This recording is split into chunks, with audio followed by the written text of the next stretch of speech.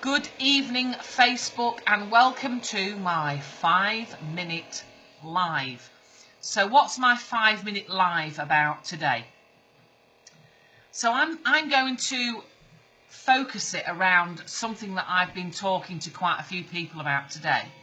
Because often when you're in the kind of industry that I am, people will go, well, I'm not that kind of person, or I'm not very good at that kind of thing.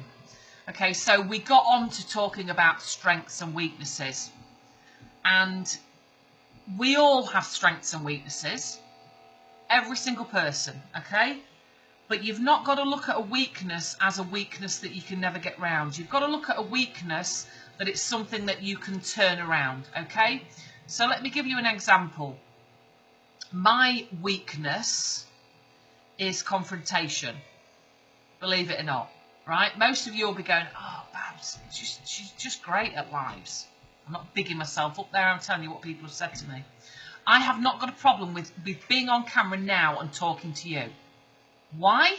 Because nobody is talking back to me, right? So I'm not being confronted about something, so I can talk about something that I'm passionate about and be able to flow freely about it. When people stop and fire things at me, that's then when I'm not very good at.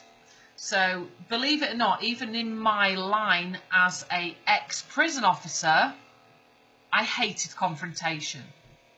But I had the ability to be able to disguise it.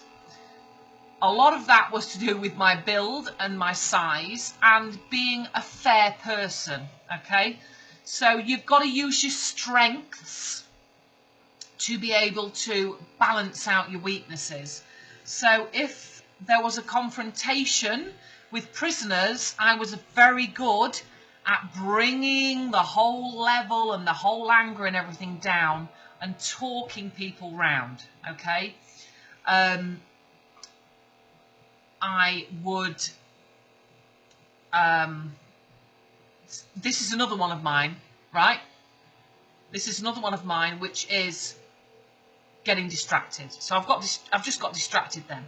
You don't need a live to be perfect, right? And that is one of mine. So I am a very, very hands-on person. I can put my mind, my hands to anything, literally. No rudies there. So I can watch somebody do something quite skilled and generally be able to do that. And I think you're quite academic or you're quite hands-on, right? So I think I take after my dad. I'm very hands-on. Whereas in an exam, I used to get sidetracked. So I was taught very early on, I was very lucky, like I've said to you before, with my foster parents. They realised that I was struggling with my English.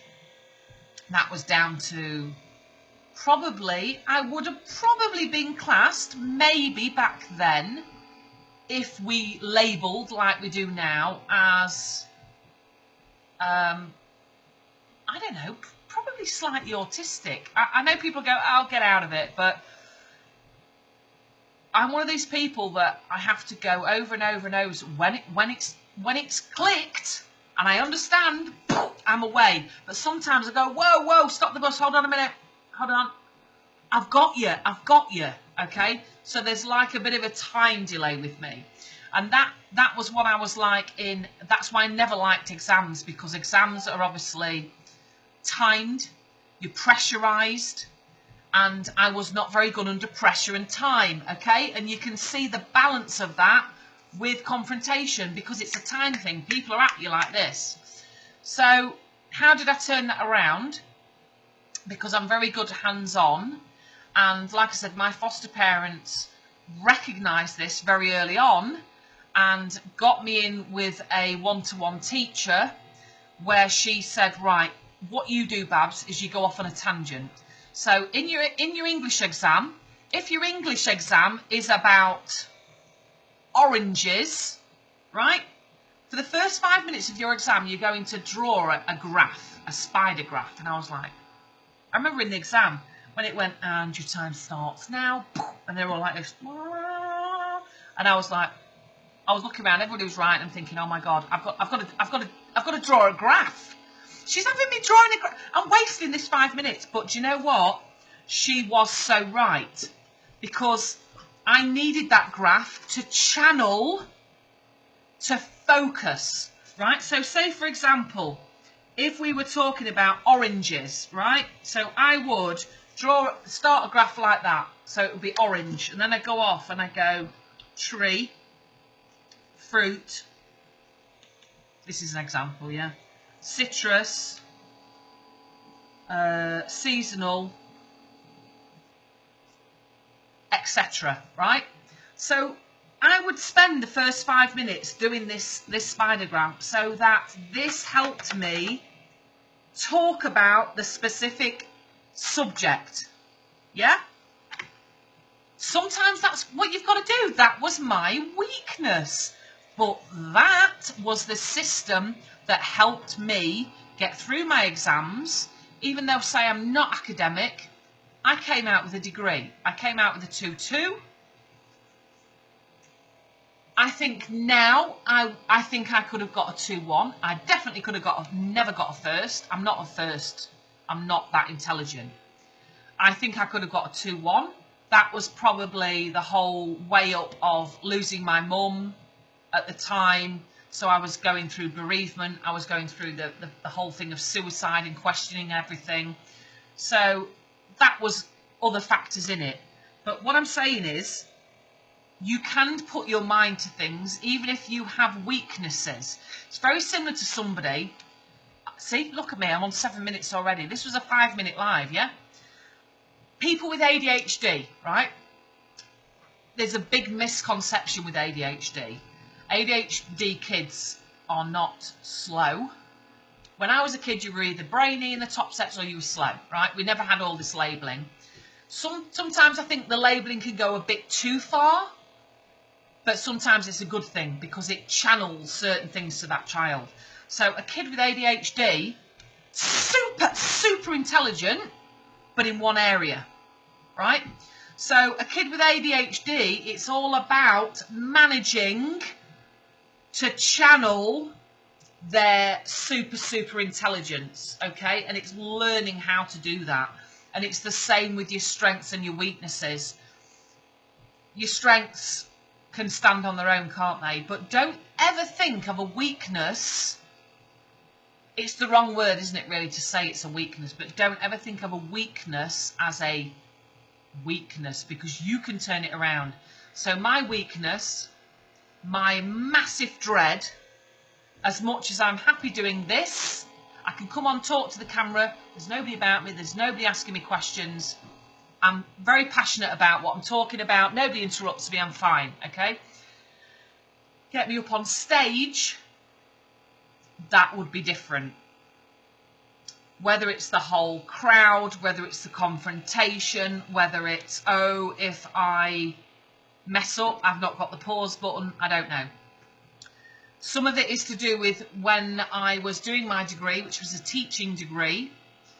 I struggled very much, but I was going through the emotion of losing my mother, trying to deal with the fact she took her own life, questioning, was it me? Questioning all sorts of things that go on in your mind when you're that age. You know, when I was 19, it was a very hard age to lose my mum. Sidetracked again. My brain's just gone. But, yeah, so I just wanted to come on and just say, you can always turn your weakness around, okay? So don't, if you're in an interview and somebody says to you, what's your strength and what's your weaknesses? So I would say one of my weaknesses would be speaking in public. However, I'm addressing that by doing A, B and C. Or how I plan to come up to get over this is do A, B and C. So you're giving them back an answer. And when people talk about your weaknesses, in the majority of cases, it's something you can turn around. So if you're suffering from anxiety, if you're suffering from depression, if you're suffering from ADHD, there's ways around these things. When we fly, I was a great flyer before I met Jay. Jay is an horrendous flyer. Got me so hyped up that I now hate getting on planes, but I have to overcome that because I know she doesn't like it.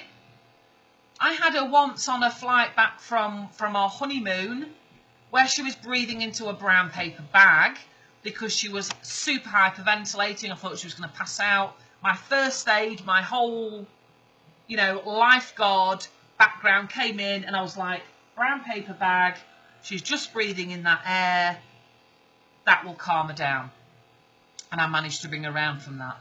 And with most things you can do this, it's just about knowing what to do. So if you know somebody that's struggling with depression or anxiety or ADHD or whatever, yeah, or you yourself, take it upon yourself just to kind of go in and study how you can get around doing these things. So anxiety is often just sitting down, focusing, thinking about what you're anxious about, what is the worst case scenario, and turning it around. Okay? So even when Jay and I were flying back up from our recent holiday, we don't want to get on that plane. Right? I've travelled the world and I'm like more nervous now about getting on a plane. Do you know what I said? There's 1 billion in 1 chance of this plane coming down compared to us getting in the car every day. You doing your commute that you do weekly.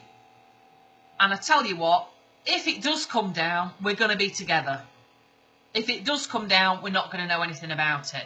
So you have to kind of turn that around and make it a positive and kind of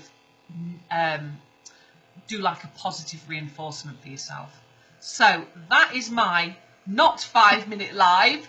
That is now just coming up to 12 minutes. So don't berate yourself. Don't think, I couldn't go for this, I couldn't do that because I suffer from this, this and this. These things can be turned around, guys. It's all about channeling, focusing and understanding your issues and being able to focus that. Just like I did in exams, it's knowing the techniques. Okay? I hope this has inspired some of you. I hope it's made some of you think. And, excuse me, if anybody wants to talk to me about anything I've talked about today, please feel free to drop a message below. If you're watching this as a replay, please press #replay. If you found value in this, I would really, really appreciate you clicking #value. Anyway, thank you for watching my non-5-minute live, which I'm going to keep as a 5-minute live, and I'm going to be doing a live every Tuesday evening. Anyway, have a fantastic evening, guys, and I'll speak to you very soon. Love you, bye.